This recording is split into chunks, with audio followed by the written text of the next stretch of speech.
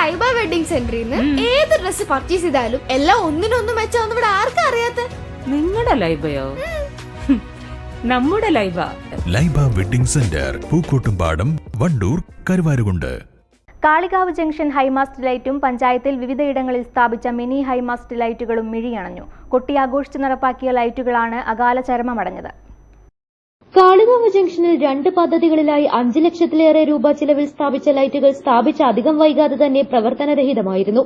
MLAയുടെ ആസ്തി വികസന ഫണ്ടിൽ നിന്ന് പണം അനുവദിച്ചാണ് ജംഗ്ഷനിലെ ഹൈമാസ്റ്റ് ലൈറ്റ് സ്ഥാപിച്ചത്. കാളികാവ് അങ്ങാടിയിലെ മിനി മാസ്റ്റ് ലൈറ്റും പൂർണ്ണമായി മിഴിയടഞ്ഞിട്ട് 2 ആഴ്ചയിലധികമായി. അഞ്ചച്ചവടിയിലെ മിനി മാസ്റ്റ് ലൈറ്റും ഭാഗികമായി കണ്ണടഞ്ഞു. 5 ലൈറ്റുകളിൽ 3 എണ്ണം പൂർണ്ണമായി കേടുവന്നിട്ടുണ്ട്. മറ്റു പല സ്ഥലങ്ങളിലും ഹൈമാസ്റ്റ് ലൈറ്റുകൾ ഭാഗികമായോ പൂർണ്ണമായോ തകരാറിലായിട്ടുണ്ട്. MLA ഫണ്ട്, ജില്ലാ പഞ്ചായത്ത്, ഗ്രാമപഞ്ചായത്ത് എന്നിവരാണ് ഹൈമാസ്റ്റ് ലൈറ്റുകളും മിനി മാസ്റ്റ് ലൈറ്റുകളും സ്ഥാപിച്ചത്.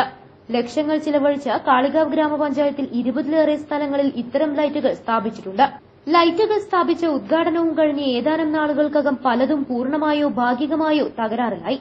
തകരാറിലായ ലൈറ്റുകൾ തകരാർ പരിഹരിക്കാൻ ഏറെ വൈകുന്നത് പല പ്രാവശ്യവും വിമർശനത്തിനിടയാക്കിയിട്ടുണ്ട്. കാളികാവ് ജംഗ്ഷനിലെ ലൈറ്റ് തകരാറിലായിട്ട് 1 വർഷത്തിലേറെയായി.